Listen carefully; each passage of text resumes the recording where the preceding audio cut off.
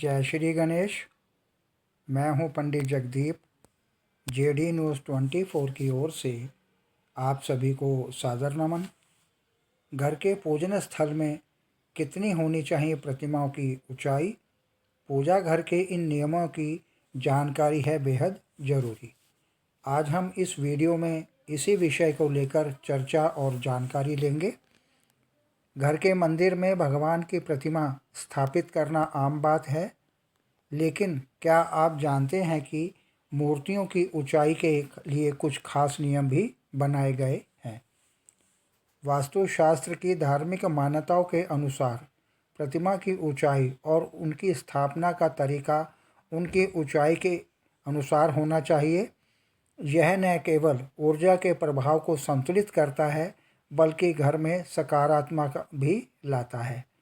प्रतिमाओं की ऊंचाई का महत्व उनकी ऊंचाई का सीधा संबंध पूजा में ध्यान केंद्रित करने और सकारात्मक ऊर्जा से होता है।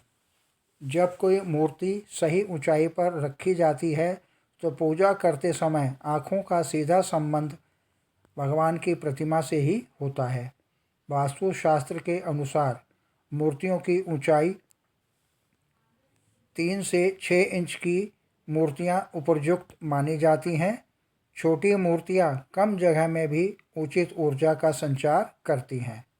अब यदि मध्यम आकार की प्रतिमाओं की बात करें तो घर के बड़े मंदिरों के लिए 12 से 18 इंच की मूर्तियां आदर्श मानी जाती हैं। यह ऊंचाई पूजा घर की भव्यता को बढ़ा देती हैं और भक्ति भाव को भी संतुलित करती हैं।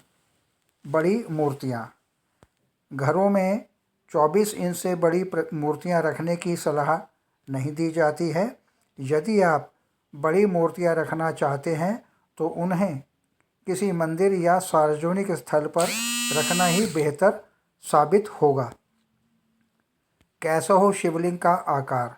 कुछ लोग घर के मंदिर में शिवलिंग रखने का शौक रखते हैं। ऐसे में घर के मंदिर में शिवलिंग का आकार अंगूठे के बराबर होना चाहिए। इससे बड़ा शिवलिंग घर में नहीं रखना चाहिए। शिवलिंग बहुत ही संवेदनशील होता है। इसी तरह से घर के मंदिर में छोटा शिवलिंग रखने का नियम बनाया गया है। मूर्ति रखने के अन्य नियम।